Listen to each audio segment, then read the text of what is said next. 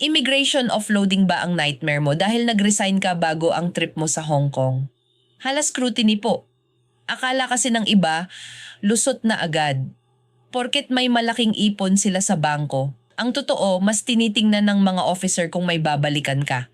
Dahil self-funded ka at wala kang sponsor. Hindi mo kailangan ng AOS ho. Base sa guidelines, ang AOS ay para lang sa sponsored travels.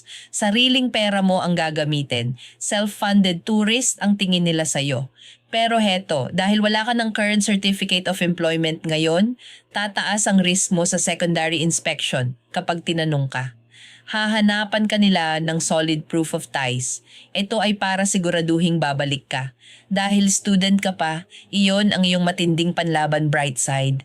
Ihanda mo ang iyong valid school ID, pati original certificate of enrollment. Isama mo na rin ang school calendar kung meron ka. Dalhin mo rin ang payslips at bank statements mo para malinaw ang exact source of funds.